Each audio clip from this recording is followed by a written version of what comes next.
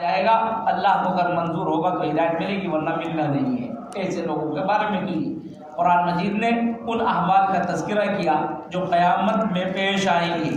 اذا الشمس كورت واذا النجوم انكدرت واذا الجبال سيرت واذا العشار عطلت واذا الوحوش حشرت واذا البحار سجرت۔ نفخہ اولا اور نفخہ ثانیہ، یہاں 12 احوال بیان کیے گئے ہیں۔ 6 احوال نفخہ اولا کے ہیں، 6 احوال بظاہر نفخہ ثانیہ کے ہیں۔ جب نفخہ اولا ہی ہوگا تو اب کیا ہوگا؟ اذا الشمس كورت، جب کہ آسمان کورت بے نور کر دیا جائے گا۔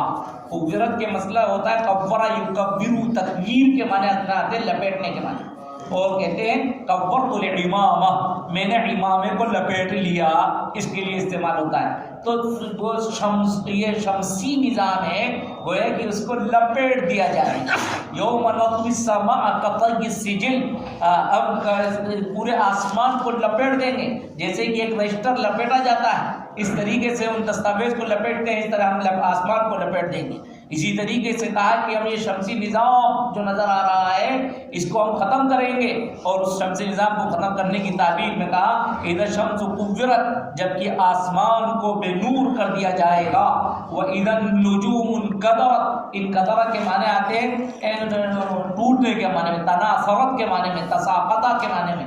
اذا النجوم انکدرت، ابھی اگلی صورت میں آئے گا اذا الکواکب انتصرت، جبکہ یہ ستارے بکھر جائیں گے، اور یہ پورا نظام شمسی اور نظام نجومی سب ختم درہم برہم ہوگا۔ وَإِذَا الْجِبَالُ سُيِّرَتْ، اور جب پہاڑ چلا دیے جائیں گے۔ وَإِذَا الْعِشَارُ عُطِّلَتْ، اور جب اونٹنیاں چھوڑ دی جائیں گی، اونٹنیاں چھوٹی بھی ہوں گی۔ عشار کہتے ہیں اس اونٹنی کو جو 10 مہینے کی گابن ہو، اور ظاہر ہے کہ اونٹ 12 مہینے میں بچہ دیتی ہے، تو 10 مہینے کی اونٹنی عربوں کے نزدیک بہت محبوب ہوا کرتی تھی، کیونکہ وہ بچہ دینے والی ہوتی تھی۔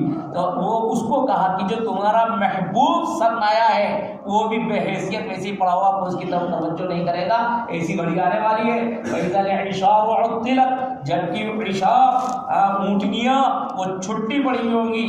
وَإِذَا الْوُحُوشُ حُشِرَتْ، اور اس وقت میں وحوش وحشی جانور حشرت وہ جمع ہو گئے ہوں گے، جمع کر دی جائیں گے، جمع ہو جائیں گے، اور ایسا ہولداری ہوگا جانوروں پر کہ وہ بھی ایک دوسرے کی طرف التفات نہیں کریں گے۔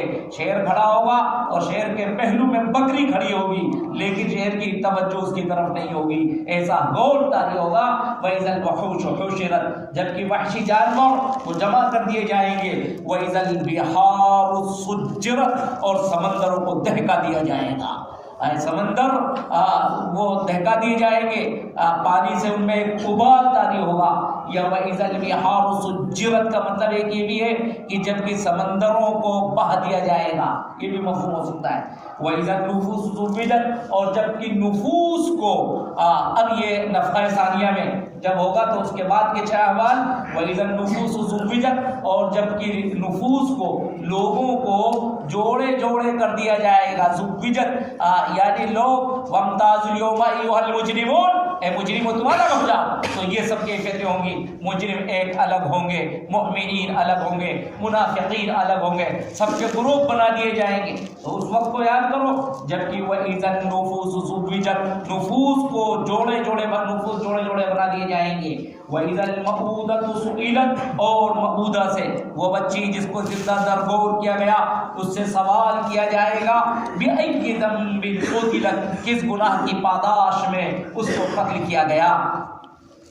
وَإِذَا الصُّحُفُ نُشِرَتْ، اور جب صحیفے یعنی اعمال نامے وہ کھول دیے جائیں گے اور سب کے نامہ اعمال بالکل آیا ہوں گے۔ وَإِذَا السَّمَاءُ كُشِطَتْ، اور جب آسمان کو کھول دیا جائے گا۔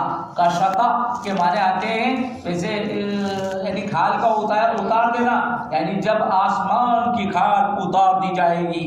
کہنے کا مطلب یہ کہ جب کھال اتار دی جاتی ہے تو مجھے گوشت کیسا معلوم ہوتا ہے؟ سرخ معلوم ہوتا ہے، کہا کہ جب کہ آسمان کی کھال اتار دی جائے گی تو آسمان وہ سرخ معلوم ہوگا، جہاں قدیحان کے الفاظ آئے سورہ رحمان میں کہ آسمان کیسا ہوگا، قدیحان ایسا ہوگا جیسے کہ دھیان ہو اور وہ کھال کی طریقے سے ہو جائے گا، یا تیل کی تلچھٹ جو ہوتی ہے وہ سرخ ہوتی ہے اس کی طرح سے ہو جائے گا۔ ویسی تعبیر ہے وَإِذَا السَّمَاءُ كُشِطَتْ، جب آسمان کو کھول دیا جائے گا یعنی اس کی کھال اتار دی جائے گی۔ وَإِذَا الْجَحِيمُ سُعِّرَتْ، اور جہنم کو دہکا دیا جائے گا۔ وَإِذَا الْجَنَّةُ أُزْلِفَتْ، اور جب جنت کو قریب کر دیا جائے گا متقیوں سے۔ عَلِمَتْ نَفْسٌ مَّا أَحْضَرَتْ، اس وقت ہر نفس جان لے گا جو کچھ اس نے پیش کیا ہے، آگے بڑھایا ہے، یعنی اپنے اعمال کو وہ اس وقت دیکھ لے گا۔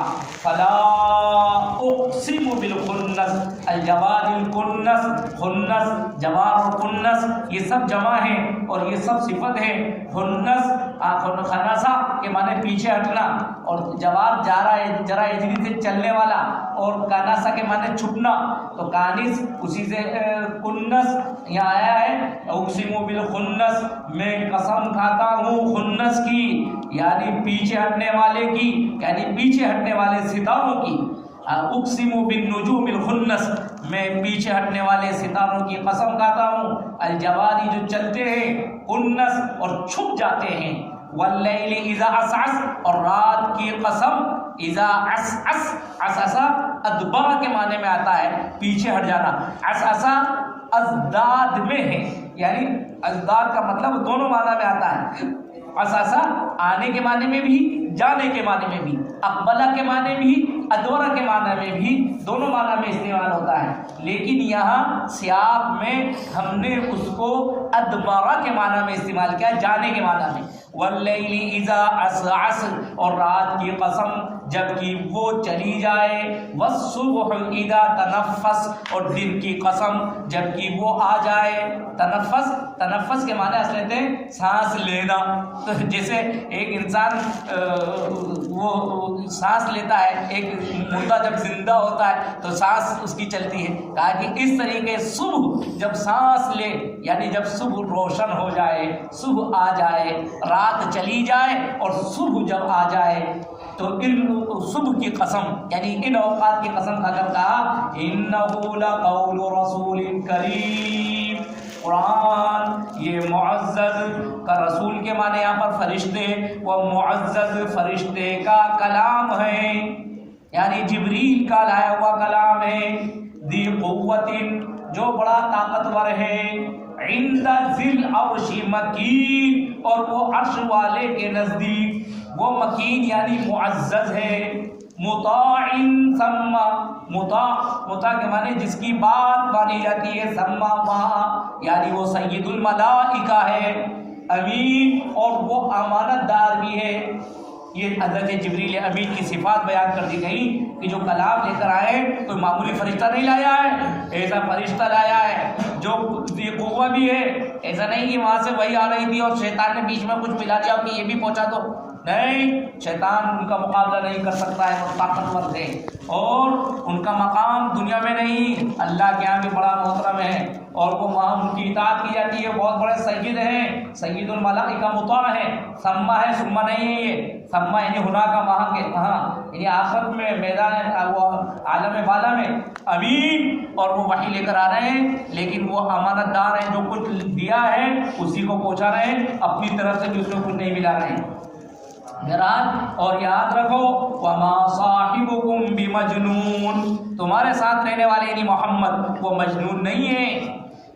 یہ مشرکین ان کو مجنون کہہ دیا کرتے تھے، اللہ کے رسول صلی اللہ علیہ وسلم اتنی قوت کے ساتھ ان کو باتیں بتلاتے تھے، اور ان کی ان نادانیوں پر آپ کو اتنا افسوس ہوتا تھا کہ لوگ یہ کہتے تھے ارے باولا ہے، محمد باولا ہو گیا ہے، مجنون ہو گیا ہے، اتنا۔ لیکن آپ یعنی اس کیفیت کے ساتھ آخرت کی باتیں بتلاتے تھے کہ لوگ آپ کو جو ہے کیا کہتے تھے، مجنون کہتے تھے۔ جب آپ آخرت کی باتوں کو ذکر کرتے آپ دیدہ ہو جایا کرتے تھے، آپ روتے تھے، اور آپ کی یہ سمجھیے کہ ہچکیاں بن جاتی تھیں، تو لوگ کہتے تھے ان کو تو کچھ نظر آ نہیں رہا ہے، یہ محمد تماشا کر رہا ہے، یہ ہچکی باندھ کے رو رہا ہے اور یہ کر رہا ہے۔ تو لوگ اب جن کو یہ حقائق معلوم نہیں ہے تو وہ تو کہتے ہیں باولا ہو رہا ہے، کہ اتنا کیوں ہو رہا ہے؟ کون سا عذاب آ رہا ہے؟ اس کو کیا نظر آ رہا ہے؟ وہ عذاب آ جائے گا، ارے میرے بھائیوں مان جاؤ۔ تو کہتے یہ باولا ہو رہا ہے، اچھی ہوائیں چل رہی ہیں، بادل ہے، دھوپ نکل رہی ہے، اس کو عذاب دکھ رہا ہے، باولا ہو رہا ہے۔ تو وہ باولا کہا کرتے تھے، اور آج جو ہے ان کو سمجھا رہے ہیں۔ ہاں تو یہ پس منظر پر قرآن نے کہا کہ تمہارے ساتھ جو محمد ہیں اور اس طریقے سے تمہارے اوپر اپنی جان کو فدا کر رہے ہیں، وہ مجنون نہیں ہیں۔ وَلَقَدْ رَآهُ بِالْأُفُقِ الْمُبِينِ، اور انہوں نے ان کو یعنی جبریل کو افق مبین پر دیکھا ہے۔ ایسا نہیں ہے جبریل خواب میں آ گئے تھے اور وہ کوئی خواجی و خیالی باتیں چل رہی ہوں اور جبریل کو بغیر دیکھے کہہ رہے ہو وہی آ رہی ہے، ارے کھلے کو افق پر دیکھا تھا۔ وَلَقَدْ رَآهُ بِالْأُفُقِ الْمُبِينِ، جیسے تم سورج کو دیکھ رہے ہو اس طرح سے نے جبریل امین کو دیکھا ہے۔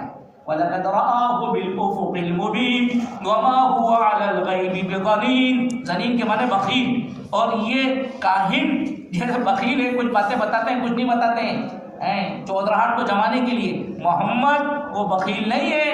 وما هو علی الغیب، غیب کی باتیں جو کچھ ان کو معلوم ہو رہی ہیں وہ تمہیں بتلا رہے ہیں۔ وما هو بقول شیطان الرجیم، اور یہ مردود شیطان کی کہی بھی بات نہیں ہے۔ تم کہتے ہو یہ محمد کا شیطان محمد کو پڑھا رہا ہے، آئیے میں شیطان مردود کی بات نہیں ہے۔ فَأَيْنَ تَذْهَبُونَ، تو کہاں چلے جا رہے ہیں تم؟ إِنْ هُوَ إِلَّا ذِكْرٌ لِّلْعَالَمِينَ، اور یہ تو نصیحت نامہ ہے سارے جہاں کے لیے، ہر انسان کے لیے نصیحت نامہ ہے۔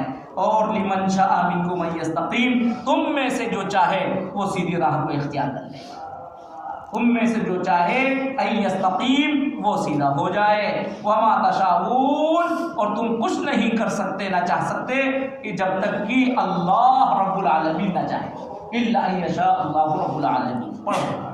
بسم اللہ